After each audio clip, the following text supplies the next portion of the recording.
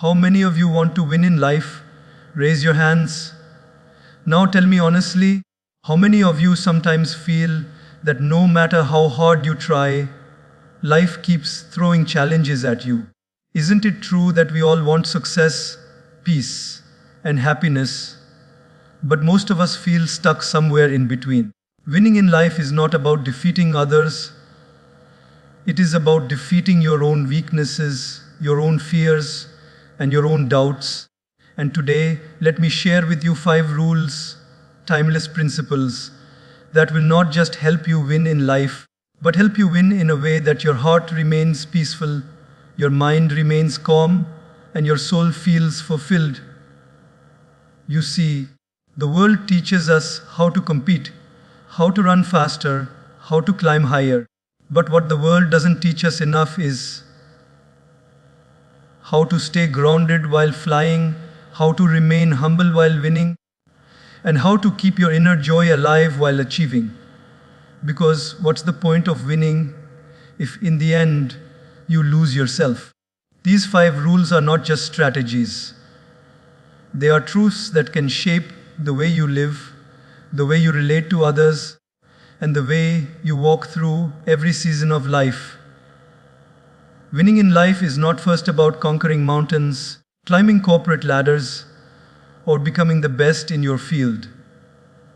It begins with something much simpler, yet much harder: winning over your own mind. If you think about it, the world outside is only as big as the world inside. A person may have all the wealth in the world, but if their mind is restless, are they truly wealthy? A person may have hundreds of people applauding them, but if their mind is full of self-doubt, do they really feel victorious? The battlefield of life is not always out there. It is within us. And the one who can master this battlefield will naturally win every other one. Think of the times when your mind became your greatest obstacle. You wanted to wake up early, but your mind whispered, "Sleep a little longer." You wanted to focus on your work, but your mind said, "Just check your phone for a minute." You wanted to forgive someone, but your mind dragged you back into anger and resentment. Isn't it true that so many battles are lost before they even begin, because the mind refuses to cooperate? The mind is like a wild horse. If you don't train it, it drags you everywhere.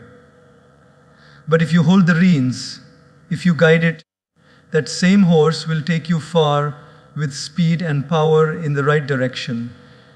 Let me share a simple example. Imagine you have an exam tomorrow and you know you should study. But your mind keeps telling you, watch just one more episode, check just one more post, talk a little longer on the phone. You obey your mind in that moment, but later, when you sit in the exam hall and struggle, you regret it. The truth is, your opponent was not the exam paper. Your opponent was your own mind. Had you won over it last night, you would have won over the paper today. This is how life works. First we conquer within, then we conquer outside. The great leaders, the legends we admire, were not just disciplined outwardly, they were masters of their minds. When everything around them screamed, "Give up," their mind said, "Stay strong." When situations grew tough, their mind reminded them of their purpose. What separated them from others was not that they never faced challenges, but that they did not let their mind become their enemy. Instead, they befriended it, trained it, and made it their greatest ally. You and I can do the same. Every day, we face countless small choices where our mind tries to distract us. Should I eat healthy or junk food? Should I exercise or be lazy? Should I spend or save? Should I complain or be grateful? These choices may look small, but together they shape our destiny. And the person who consistently wins these small battles with the mind builds an inner strength that no external circumstance can defeat. Because once you master the mind, your confidence grows, your clarity deepens, and your decisions align with your highest goals. Let me give you another perspective. Have you noticed that when the mind is restless, even the simplest things feel heavy? A 5-minute wait feels like forever. A small criticism feels like a huge insult. A minor mistake feels like a total failure. On the other hand, when the mind is calm, even big storms feel manageable. You can sit in traffic and smile. You can face challenges and still breathe easy. You can go through losses but still hold on to hope. The victory here is not that life has no problems, but that the mind is not enslaved by them. That is the greatest victory of all. There's a story of two monks walking through a forest. They came across a river where a woman was struggling to cross. One monk immediately lifted her and carried her across. The other monk was shocked because they had taken vows never to touch women. Hours later, as they continued walking, the second monk finally said, "I can't believe you carried that woman. You broke our vow." The first monk replied calmly, "Brother, I left her by the river hours ago. Why are you still carrying her in your mind?" This is the difference. One had mastery over his mind, the other was a prisoner of it. And isn't it true that most of us carry things in our minds, old insults, failures, grudges that we should have left behind long ago? To win in life, therefore, is not about outshining others, but about mastering this inner dialogue.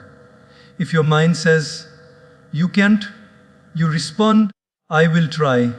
If your mind says you are not enough, you reply, "I am growing every day." If your mind says, "Give up," you gently remind it, "One more step forward." Slowly the mind begins to listen. Slowly it starts to align with your higher self. And when that happens, you no longer live at the mercy of moods and impulses. You live with intention, clarity, and strength. So remember, the real trophy is not out there, it is in here. If you can win the inner game, the outer game takes care of itself. The applause of people fades, the trophies gather dust, but the victory of a trained, peaceful mind stays with you forever. The day you win over your mind, you are already a winner in life, whether the world recognizes it or not. Don't compare your journey with others, run your own race.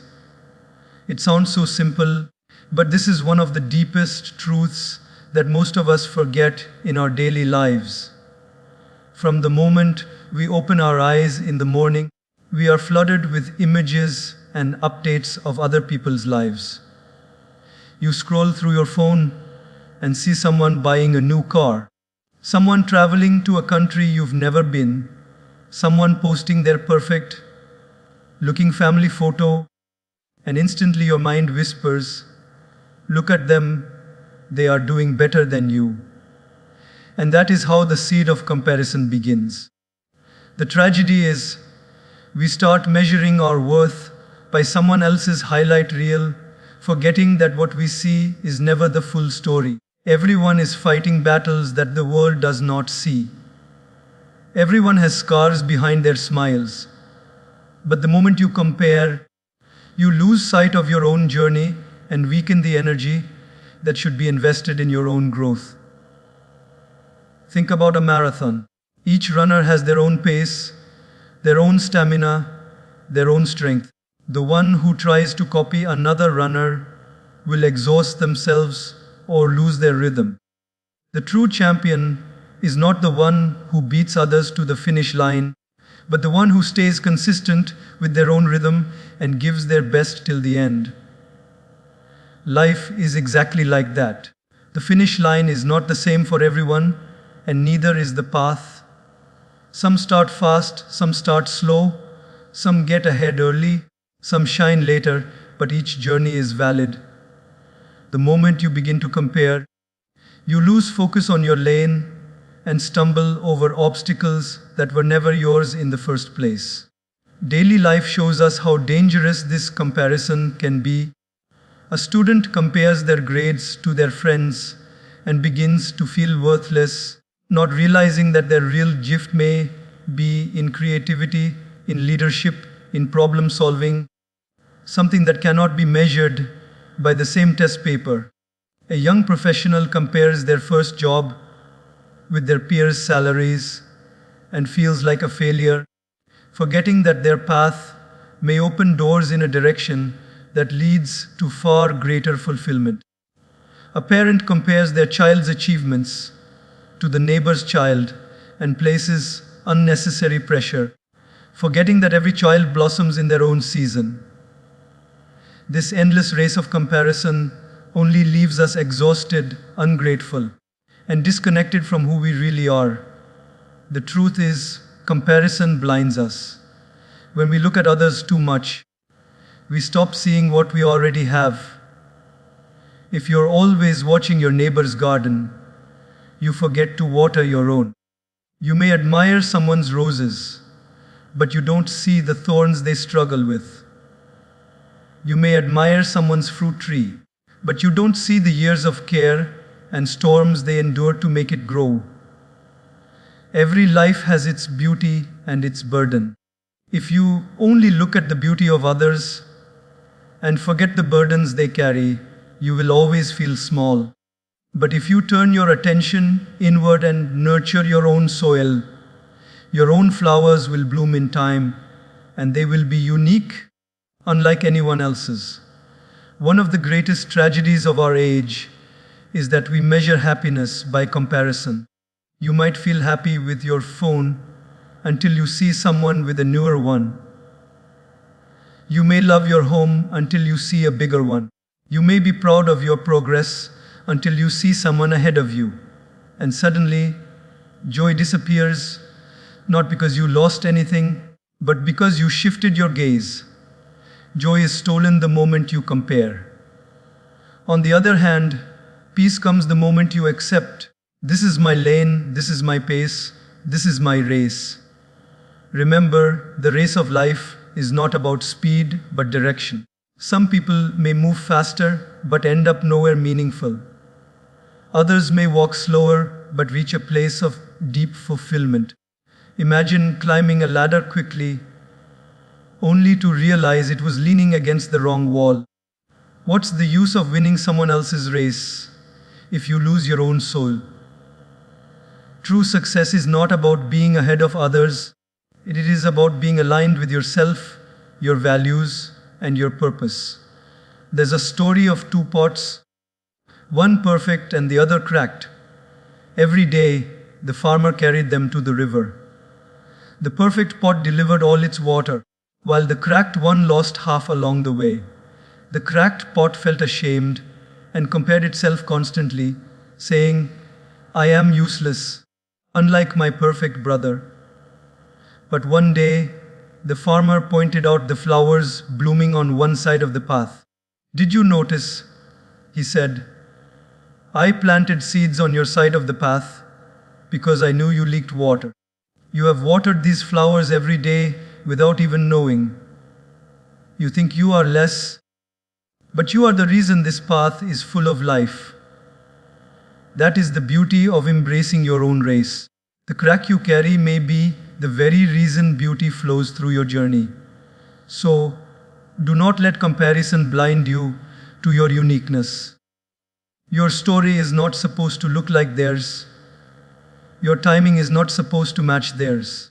Your blessings are not supposed to be identical. When you stop competing with others and start competing with your own yesterday, you grow without pressure, without jealousy, and without bitterness. You celebrate others without feeling insecure, and you celebrate yourself without needing approval. That is real victory. At the end of the day, the world doesn't need another copy, it needs you. The authentic you with your gifts, your pace, your path. If you run your race sincerely, you will find peace in every step. And when you cross your finish line, it won't matter how many were ahead or behind, because you will know you ran with authenticity, you ran with courage, You ran with heart, and that is the only race worth winning. Discipline is the bridge between dreams and achievement. Everyone dreams. Everyone has ambitions, goals, and desires tucked inside their hearts.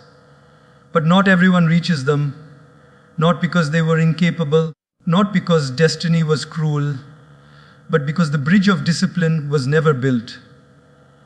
A dream without discipline remains a fantasy, a wishful thought floating in the air. But a dream with discipline turns into reality, step by step, brick by brick, day by day. Think of the early mornings when your alarm rings. Your dream whispers to you, "Wake up, chase me, come closer." But your mind whispers something else, "Sleep a little longer, stay comfortable." In that very moment, discipline is the bridge. If you choose comfort, you stay on one side of the river with your dream still out of reach. But if you choose discipline, you take one step on that bridge, and slowly, with each repeated step, you cross over into achievement. Discipline is not glamorous. It doesn't always feel good. In fact, most of the time it feels like sacrifice. Waking up early, working when others are relaxing, controlling impulses, saying no to distractions. It doesn't make headlines. No one claps for you when you quietly show up every day to do the hard work. But those unseen, uncelebrated efforts are the very foundation of visible success. The world sees the gold medal, but not the years of training. They see the business empire, but not the sleepless nights of planning. They see the beautiful performance, but not the hours of practice behind closed doors. What connects the dream to the stage is not luck, it is discipline. Let's take a small example from daily life. A student dreams of scoring high grades. The dream is strong, the desire is real, but when it is time to study, distractions arrive. The phone buzzes, friends call, social media tempts, and suddenly hours are gone. The dream remains, but achievement is distant. Now imagine the same student choosing discipline.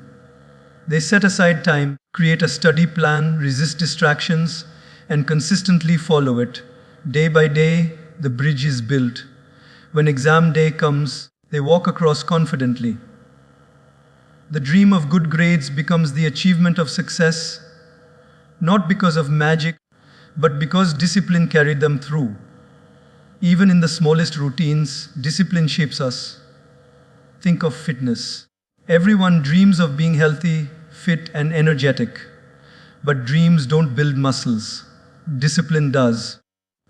Going to the gym when you feel lazy, eating healthy when junk food tempts you, drinking water when soda looks more exciting. These choices may feel small, but collectively they build the bridge to health. Without discipline, the dream of fitness is just a picture in your mind. With discipline, it becomes a reality you can live every day. The truth is, discipline protects your dream from being stolen by laziness and distraction. How many of us have started something with passion, only to drop it halfway because it was too hard to continue? The excitement of starting is easy. The endurance to finish comes only through discipline. It is like planting a seed. The seed holds the dream of a tree, but without consistent watering and care, it never grows. In the same way, our dreams wither without discipline. One of the greatest gifts of discipline is that it creates freedom. It may sound strange at first because discipline feels like restriction. But think carefully. A person who is disciplined with money enjoys financial freedom. A person disciplined in time enjoys the freedom of peace. A person disciplined in health enjoys the freedom of energy. The one who lives without discipline may enjoy short-term comfort, but long-term they live with regret. The one who embraces discipline sacrifices small pleasures now, but later lives with joy, strength, and fulfillment. There's a story often told about a bamboo tree. When you plant it, nothing seems to happen for years. You water it, nurture it, but still the soil shows no sign of growth. People around you may laugh, they may say, "Why are you wasting time? There's nothing happening." But if you stay disciplined and keep watering, after years of nothing, suddenly the bamboo shoots up, growing rapidly in weeks what other plants take years to achieve. But remember, it wasn't sudden, it was discipline. The roots were silently growing, becoming strong enough to hold the great height that was to come. Your dreams are like that bamboo. Discipline is the watering. Without it, nothing grows. With it, even if progress seems invisible, one day the results will be unstoppable. Discipline is not about being hard on yourself. It is about being committed to yourself. It is an act of love towards your future. It is telling yourself, "I respect my dream enough to do what it takes." Every time you practice discipline, you strengthen your character. You tell your mind who is in control. And slowly, the impossible begins to look possible. So when you look at your dreams, whether they are big or small, ask yourself, am I building the bridge? Because the dream alone cannot carry you. Only discipline can. It is the invisible power that transforms the ordinary into extraordinary. It is the quiet force that separates wishers from achievers. Dreams inspire you, but discipline equips you. Dreams make you see what's possible, but discipline makes it possible. And when you finally walk across that bridge and stand on the side of achievement, you will know every sacrifice was worth it, every moment of effort mattered, and every act of discipline was the real victory. Gratitude turns small victories into great success. Life is full of moments, some grand, some small, some that the world applauds, and some that pass unnoticed. But the secret to true success lies not in how big the achievement looks, but in how deeply we appreciate it. Gratitude has the power to magnify the smallest blessings into treasures, and without it, even the greatest triumphs feel empty. You see, success is not measured only by what you gain. It is measured by how much you value what you have gained. Gratitude transforms your vision, making every step forward meaningful, making every milestone sacred. Think about this. When a farmer sows a seed, he doesn't wait to celebrate only when the tree bears fruit. He celebrates when the sprout appears, when the plant grows an inch taller, when the first bud emerges. Why? Because he knows every small step is a part of the larger harvest. Life is exactly the same. Gratitude teaches us to honor the small victories on the way to bigger ones. Without gratitude, we rush past them, constantly chasing what's next, never stopping to appreciate what already is. But when we practice gratitude, we slow down enough to recognize how much has already been achieved, how far we've already come, and how blessed we already are. In daily life, it is easy to overlook small victories. Waking up healthy, having food on the table, receiving a kind word from someone, completing a task you had been postponing. These may seem ordinary, but they are victories. Imagine a person recovering from illness. To them, taking a few steps without pain is a victory worth tears of joy. Imagine someone who once struggled to afford even one meal. To them, cooking a simple dinner for their family feels like a feast. Yet many of us take these blessings for granted because we are busy comparing them with grander achievements of others. Gratitude flips this perspective. It whispers to us, this moment is special, this step is valuable, this progress matters. Have you noticed that some people seem joyful even with little, while others seem miserable even with plenty? The difference is not what they have, but how they see it. Gratitude shifts the focus from what is missing to what is present. And once you start focusing on what is present, you begin to see abundance everywhere. That abundance gives you energy, positivity, and resilience to move forward. It turns your journey into a celebration rather than a struggle. There is a story of two friends who started their careers at the same time. One friend constantly complained about his salary, about his boss, about not being promoted fast enough. The other friend, though earning the same amount, kept saying, "I'm grateful I have a job, I'm learning, I'm growing." Years later, the one who was grateful had risen in his career, surrounded by goodwill and opportunities. The other remained stuck, bitter, and frustrated. What made the difference? Gratitude. It gave one the strength to build on small victories until they became great successes. The other overlooked those victories and stayed trapped in negativity. Gratitude also protects us from arrogance. When success comes, it is easy to think, "I did it all by myself."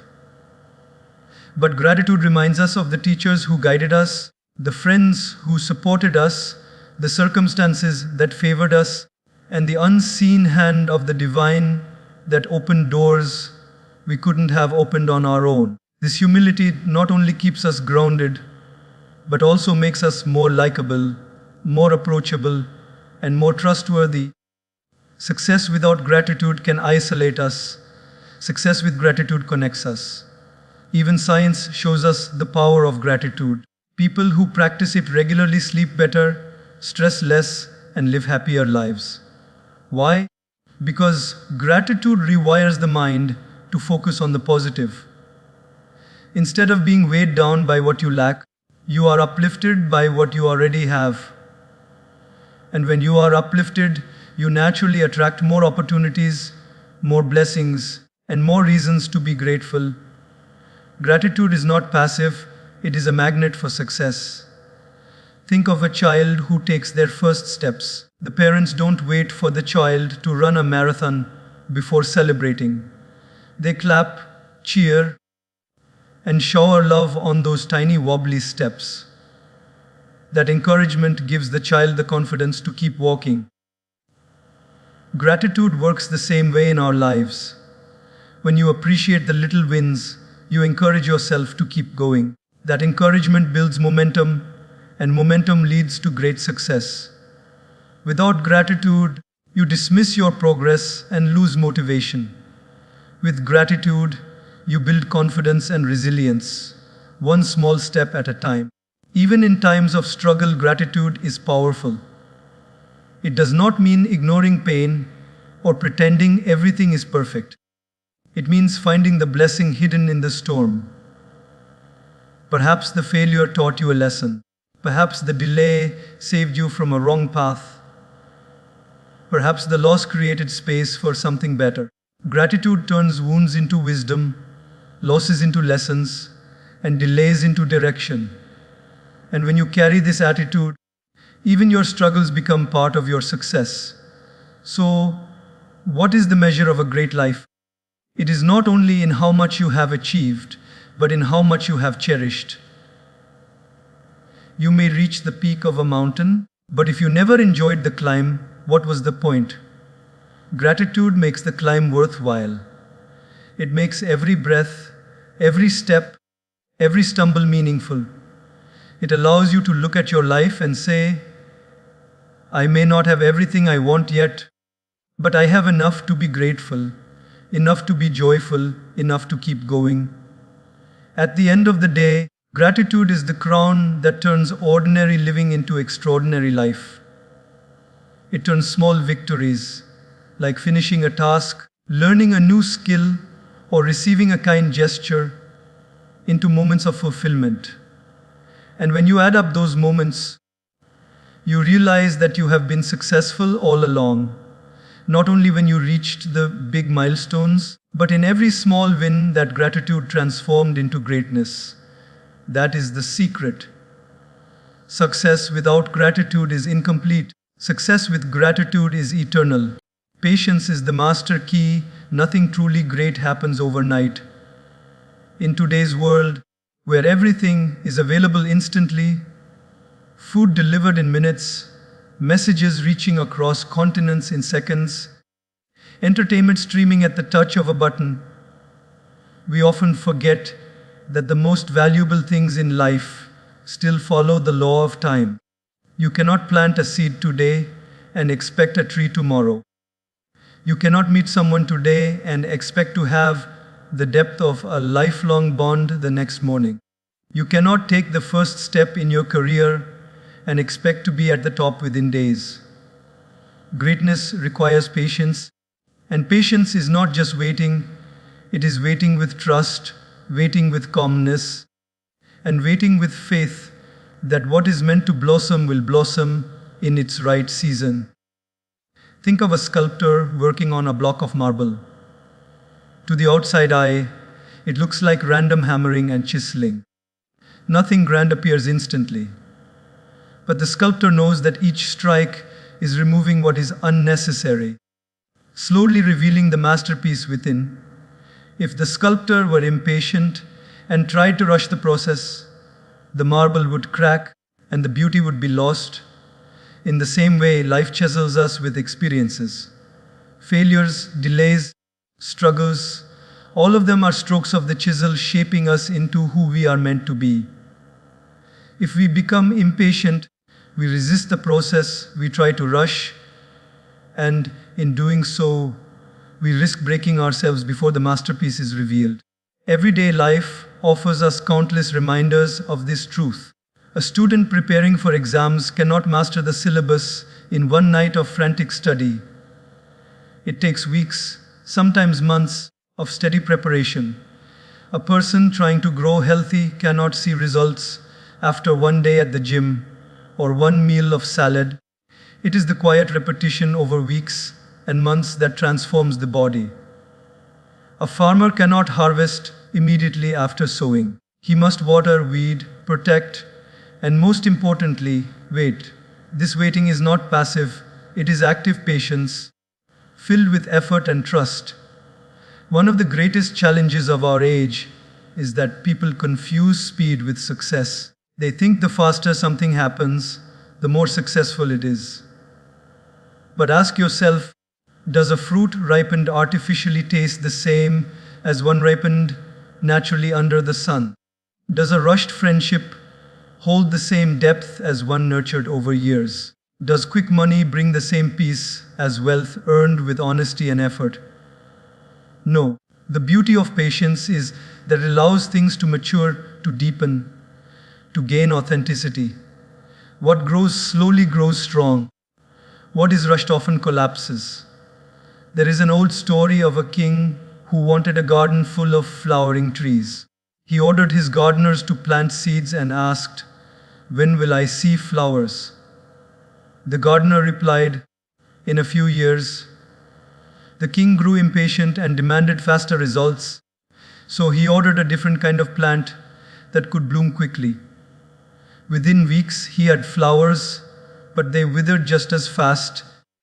The original trees that required patience, however, later blossomed and continued to bloom for generations. The king realized his mistake. Short-term impatience brings temporary beauty, but long-term patience brings lasting abundance. Patience also gives us resilience. When things don't happen as quickly as we want, we are tempted to quit. But patience whispers, "Stay, keep going, the time will come." Imagine a person digging for water. They dig for a while, but not seeing water immediately, they stop and move elsewhere. Again, they dig a little and give up. If they had been patient in one spot, eventually they would have struck water. This is how many people treat their dreams. They give up too early. Patience is the strength to continue digging, knowing that every stroke is taking you closer, even if you cannot yet see the result. In relationships too, patience is the foundation. Love grows deeper with time, understanding matures with patience, and trust is built slowly, brick by brick. When we are impatient, we expect perfection instantly and get disappointed. But when we are patient, we give space for people to grow, for connections to strengthen, and for bonds to become unbreakable. Just as a tree's roots grow unseen before the branches spread wide, relationships require unseen patience before visible beauty appears. Patience is not weakness. Many people think being patient means being passive, tolerating endlessly, or doing nothing. But real patience is strength. It is the strength to hold on when giving up looks easier. It is the strength to trust when doubt shouts loudly. It is the strength to move steadily when others are rushing blindly. Patience is the quiet courage that keeps you aligned with your purpose even when results are invisible. Even spiritually, patience is essential. The connection with the divine, the unfolding of inner peace, the answers to prayers, all of these require waiting.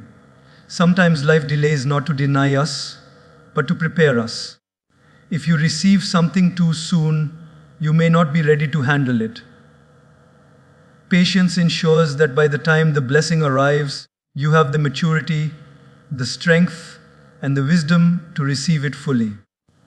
So the next time you feel frustrated that life is taking too long, remind yourself the tallest trees take the longest to grow, the deepest rivers take years to carve their paths, and the brightest dawn always follows the darkest night. Nothing truly great happens overnight. If it did, it would not last. Patience may feel heavy now, but one day you will look back and realize it was the very thing that made your success meaningful, your growth real, and your journey worthwhile. When you embrace patience, you stop rushing through life. You start flowing with it. You stop demanding, "Why not now?" and start trusting, when the time is right, it will happen. And that trust gives you peace, even in waiting. That peace is itself a victory. And when at last the fruit appears, the success arrives, the dream comes true, you will know it was patience, the master key that unlocked it all. Have you noticed how your energy changes depending on the people you spend most of your time with? Think about it. When you're around people who are constantly complaining, gossiping, or doubting, you start feeling heavy inside, as though your spirit is being pulled down into a swamp. Even if you didn't start the day with negativity, after being with them, you carry their clouds on your head. On the other hand, when you're with people who smile often, who speak with hope, who encourage and uplift, suddenly you feel as if you're capable of doing anything. Their presence becomes like sunlight that touches your skin after days of rain.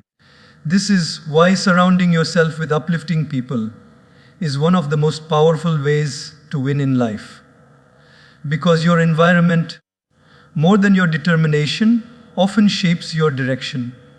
In life, we underestimate the power of influence.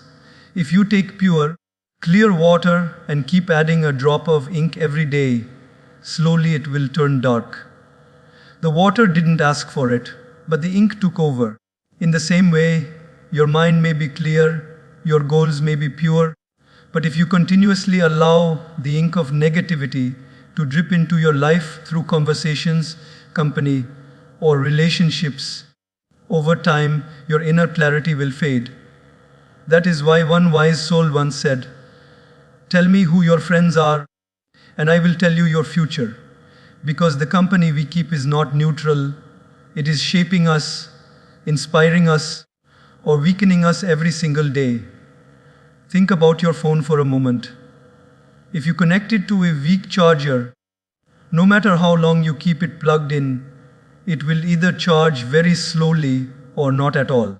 But if you connect it to a powerful charger, in just a short time, it will be fully alive, ready to function at its best. Similarly, the people you connect with every day are either your weak chargers or your fast chargers. Some drain you while pretending to support you. Others don't even say much, but their very presence recharges your spirit. When you walk away from them, you feel lighter, stronger, more alive. That is the difference uplifting people make. There are countless stories in daily life that reveal this truth.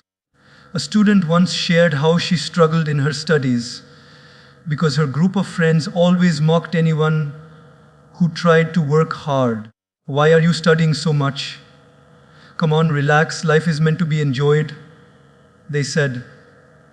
And because she wanted to fit in, she lowered her effort. But later, she shifted her circle and began spending time with peers who valued discipline and ambition. Within months, her grades improved, her focus sharpened, and she felt she was becoming a better version of herself. The only real change was her company. The people you walk with every day will either pull you back or push you forward, knowingly or unknowingly. Even in professional life, you can see this everywhere. Employees who work under a manager that constantly criticizes, without appreciation, often lose confidence in their abilities. They start second guessing themselves. But those who work under a leader who sees potential, encourages growth, and gently corrects mistakes flourish. They become more creative, more courageous, and more passionate about their work. It isn't that one person is smarter than the other. It is that one person is being watered while the other is being drained. And we all know even the healthiest plant cannot survive without water. The same applies to family and friendships. If your closest circle always highlights your flaws and never your strengths, you'll feel small even when you're doing something great. But if they notice your efforts, applaud your courage, and celebrate your growth, even your failures will feel like stepping stones. Every human heart needs that encouragement, that kindness, that presence of people who remind you that you are more capable than your doubts tell you. Now, does this mean we cut off everyone who isn't always positive? Not necessarily. Life doesn't work in extremes. But it does mean we must be conscious. If we cannot choose all of our environment, we can choose how much influence we allow it to have over us. You don't have to drink the negativity that's being offered. You can politely smile, but not let it enter your heart.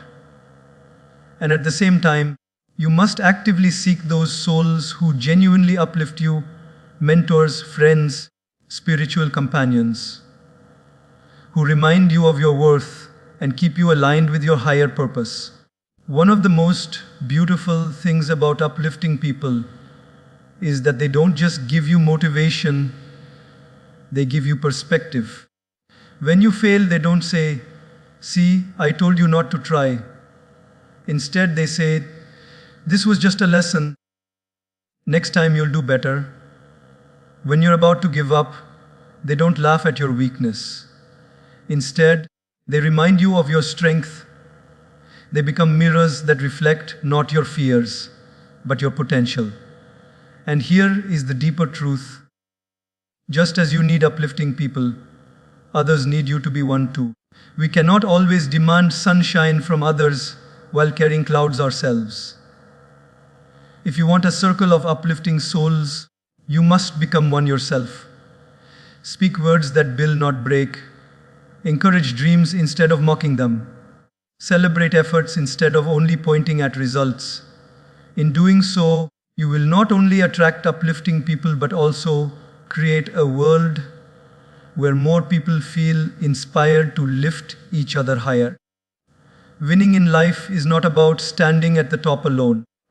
It's about walking with those who help you rise and those whom you help to rise. When you surround yourself with uplifting people, your life begins to reflect their light. And when you become that light for others, you realize the greatest victories are never just personal, they are shared. That is when life truly feels like a win. There is one truth that every successful person quietly carries in their heart: failure. is not the end. Failure is simply a bend in the road, not a full stop.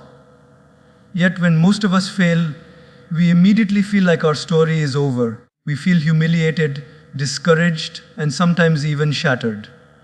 But if we look closer, we'll realize that every great comeback we admire today was born in the ashes of a setback. The difference between those who win in life and those who give up lies not in how many times they fall, but in how many times they rise again. Think of a small child learning to walk. They fall once, twice, 100 times. Do they ever sit on the floor and say, "Walking is not for me. Maybe others can do it, but I can't"? Never. Each time they fall, they gather themselves, wobble a little, and try again until one day they walk. And not just walk, they run, they dance, they jump. We smile at the determination of that child, yet somewhere along the journey of life, we forget that we were once that fearless. The world laughs, criticizes, and reminds us of our failures, and instead of rising like that child, we start doubting ourselves. Take the story of Thomas Edison. When asked about the thousands of failed attempts before inventing the light bulb, he calmly said, "I have not failed. I've just found 10,000 ways that won't work." His perspective is powerful. He did not see failure as proof of weakness, but as proof of progress. Every failed attempt was a step closer to discovery. Imagine if he had stopped after the 100th attempt. The world might still be living in darkness. But because he rose after every failure, he gave light to the world, literally. Failures in daily life don't always look grand like Edison's, but they are just as meaningful. A student fails an exam, and instead of seeing it as the end, they treat it as feedback, studying harder and smarter, eventually topping the class. An entrepreneur launches a business, faces losses, but instead of giving up, they refine their idea, adapt to the market, and later succeed. A person enters a relationship that doesn't work, feels broken, but instead of closing their heart, they learn from it, heal, and eventually find a more meaningful bond. In each case, the setback was the soil out of which a comeback grew. But let's be honest, rising after failure is not easy. When life knocks you down, you feel weak, your confidence shatters, and doubts scream louder than hope. In those moments, it's tempting to believe the lies of your mind. You're not good enough. You'll never succeed. Why bother trying again? This is where courage becomes more important than comfort. Because comfort says, "Stay down, it's safe here," but courage whispers, "Get up, try one more time." And often, that one more time is all it takes to turn defeat into victory. In sports, you see this spirit everywhere.